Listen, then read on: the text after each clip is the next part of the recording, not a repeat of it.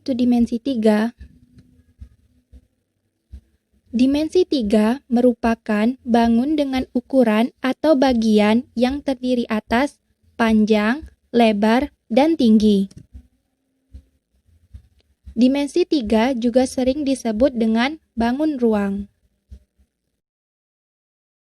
Pada bab dimensi 3, terdapat 3 pokok pembahasan. Pokok bahasan 1.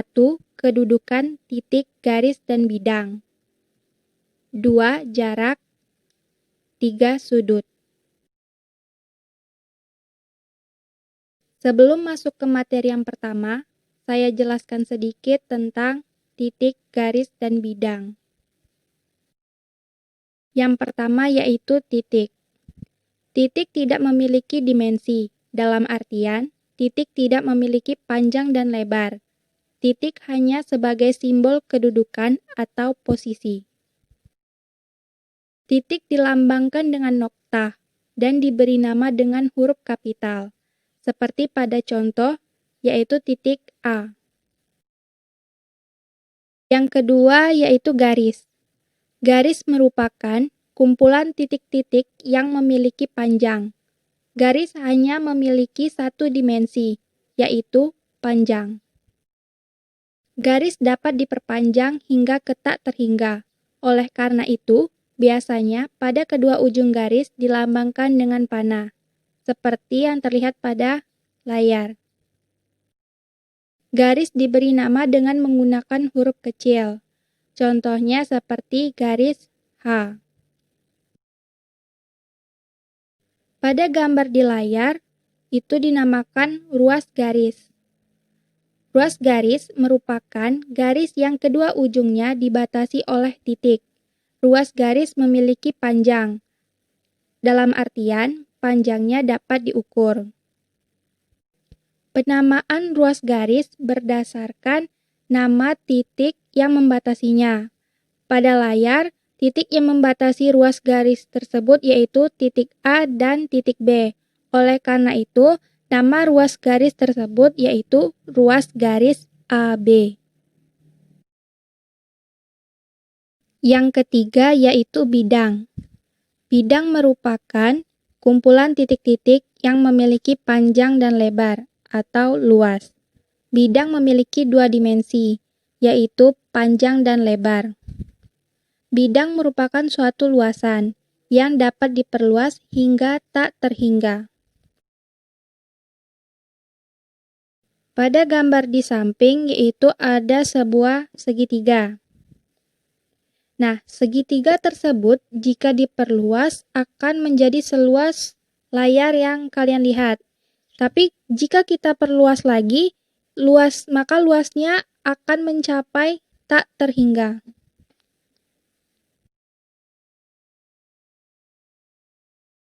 Sekarang coba kalian perhatikan kubus A, B, C, D, E, F, G, H pada layar. Tadi kita sudah membahas sedikit tentang titik, garis, dan bidang. Nah, kalau pada bangun ruang itu, titik itu disebut juga dengan titik sudut. Nah, kalau pada kubus titik sudutnya ada 8, yaitu sebagai berikut. Kemudian garis. Nah, kalau pada bangun ruang, garis itu disebut dengan rusuk. Pada kubus, rusuknya ada 12, yaitu sebagai berikut. Dan yang terakhir yaitu bidang. Nah, kalau dibangun ruang, bidang disebut juga dengan sisi. Pada kubus terdapat 6 sisi, yaitu sebagai berikut. Sekarang saya akan jelaskan kedudukan titik, garis, dan bidang. Yang pertama yaitu titik. Kedudukan titik itu ada 2, yaitu titik terhadap garis dan titik terhadap bidang. Yang pertama saya akan jelaskan kedudukan titik terhadap garis. Kedudukan titik terhadap garis itu terbagi menjadi 2, yaitu titik pada garis dan titik di luar garis. Untuk titik pada garis, contohnya seperti ini. Misalnya ada garis G dan di sini titik A. Dapat kita lihat bahwa titik A ini tepat berada pada garis G. Contoh lain yaitu misalnya seperti ini.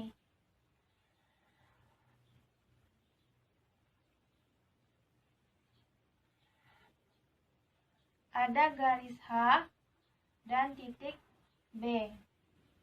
Jika kita lihat sekilas, mungkin kita akan mengira bahwa titik B ini berada pada luar garis H. Tapi sebenarnya tidak. Titik B ini berada pada garis H. Karena mengapa? Jika kita perpanjang garis H hingga ke tak terhingga, maka nantinya akan ada titik B ini berada pada garis H. Kemudian untuk titik berada di luar garis, contohnya seperti ini. Misalnya ini ada garis L dan ini titik C. Titik C ini berada di atas garis L.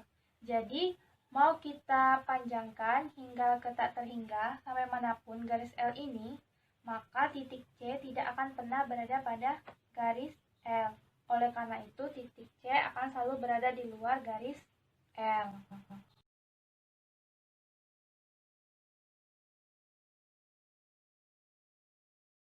Selanjutnya, titik terhadap bidang. Sama seperti tadi, titik terhadap bidang juga ada dua, yaitu titik pada bidang dan titik di luar bidang.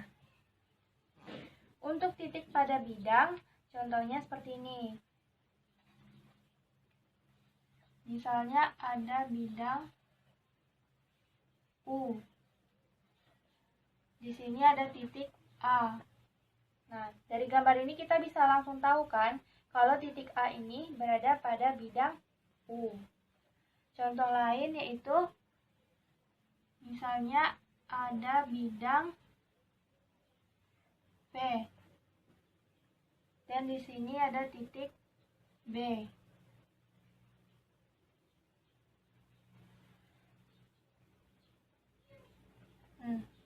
Ini kasusnya sama seperti garis tadi. Nah, jika kita lihat mungkin kita akan mengira titik B ini berada pada luar bidang V. Tapi jika bidang V ini kita luaskan permukaannya, maka titik B nantinya akan berada pada bidang V. Kita luaskan seperti ini.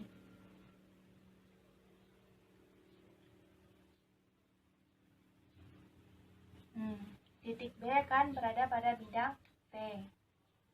Untuk titik berada di luar bidang, contohnya seperti ini.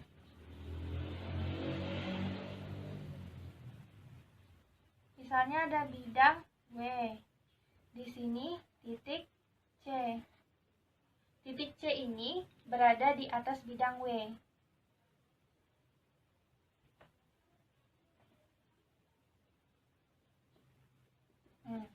Jadi, karena titik C berada di atas bidang W, mau kita luaskan hingga ke tak terhingga sampai manapun bidang W ini, titik C tidak akan pernah berada pada bidang W. Contohnya seperti ini. Misalnya, ini bidang W, dan ini titik C. Nah, titik C berada di atas bidang W kan? Jadi, walaupun bidang W diperluas, titik C tidak akan pernah berada pada bidang W.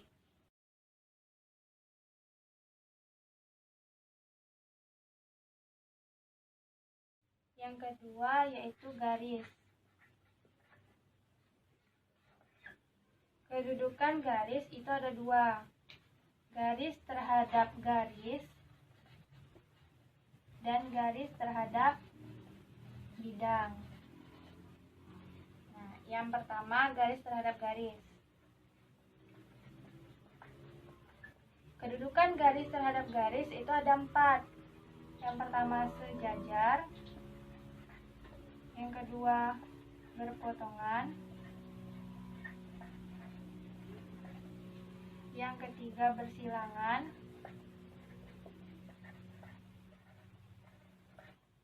dan yang terakhir berhimpit.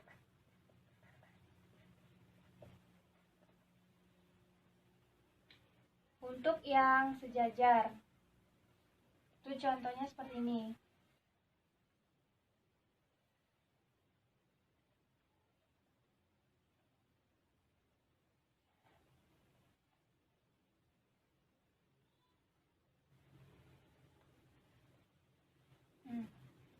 Dua garis dikatakan sejajar apabila jika garis yang pertama dan garis yang kedua diperpanjang hingga tak terhingga, maka kedua garis tersebut tidak akan pernah bertemu atau tidak akan pernah berpotongan.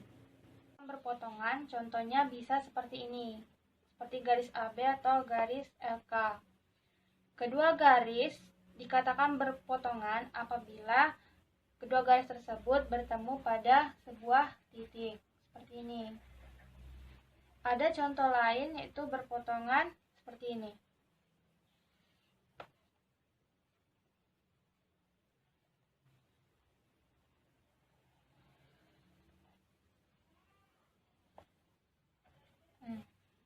Jika kita lihat, mungkin kita akan mengira kalau garis M dan N ini bukan merupakan garis berpotongan.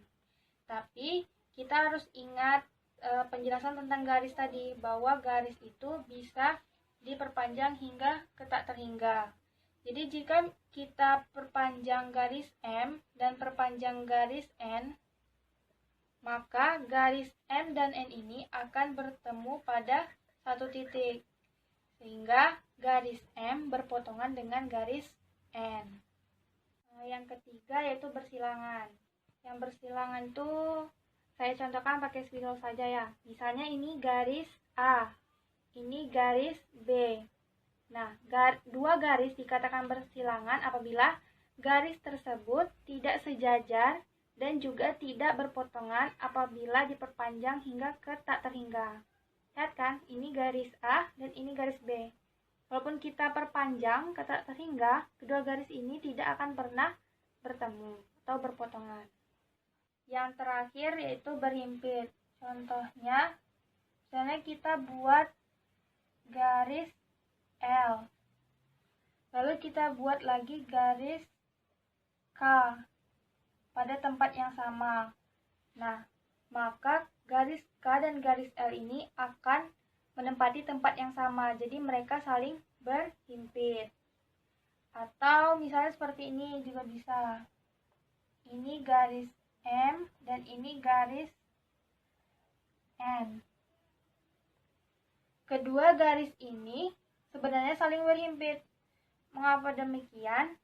Jika kita saling perpanjangkan garis M dan N hingga ke tak terhingga, maka mereka akan berada pada garis yang sama. Misalnya garis M kita perpanjang ke sini, yang garis N kita perpanjang ke sini. Nah, jadi mereka jadi satu garis kan? Oleh karena itu, jika ada garis seperti ini, maka mereka saling berhimpit.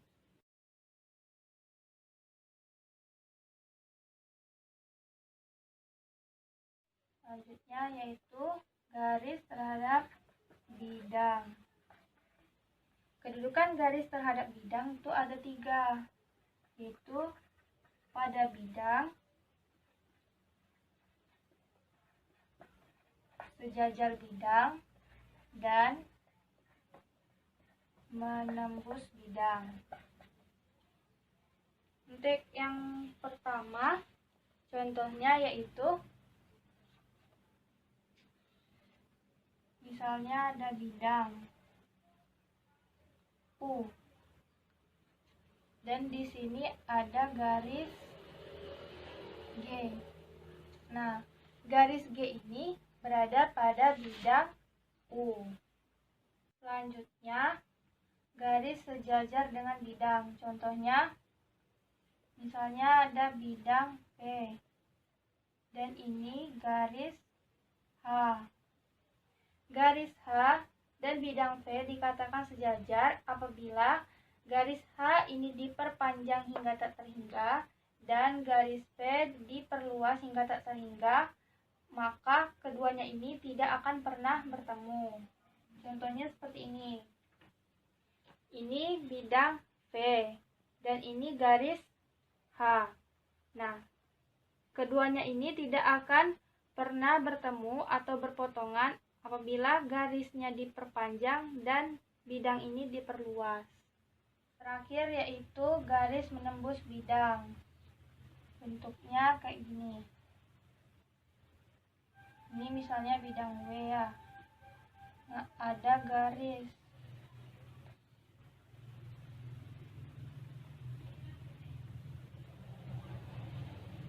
Ini garis P misalnya. Nah, garis P ini menembus bidang W. Atau kalau contoh lainnya kayak gini. Misalnya ada bidang P. Nah, dan di sini ada garis Q. Nah, garis Q ini dan bidang V ini mungkin terlihat tidak saling menembus, tapi apabila garis Q kita perpanjang dan bidang V kita perluas, maka akan ada saat di mana garis Q ini menembus bidang P di satu titik. Saya seperti ini.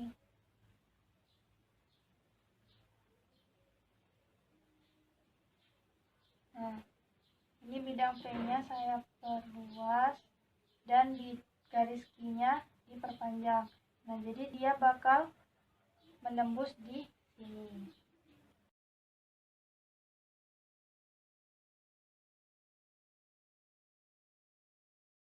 Yang ketiga yaitu bidang.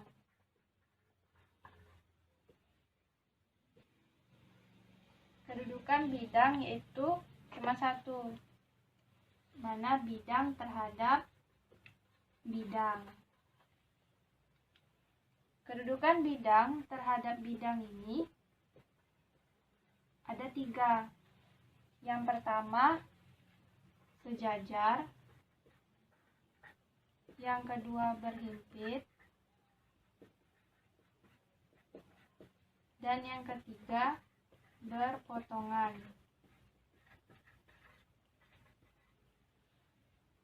Contohnya saya ilustrasikan dengan kertas.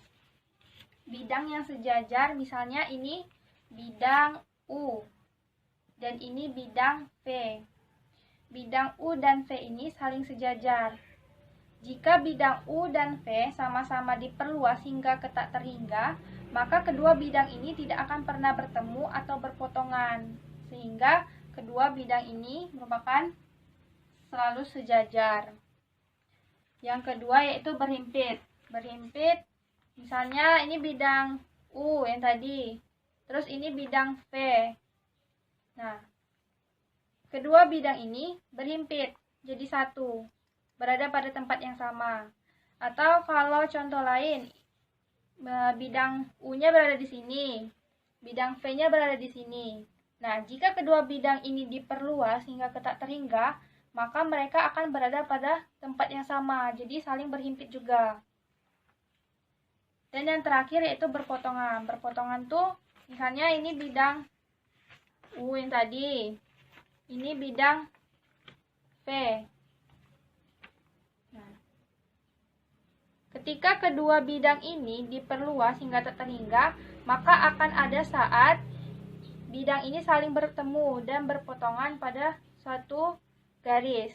Nah, misalnya garis yang ini kan diperluas, pasti dia bakal menembus garis yang ini, jadi bakal saling berpotongan.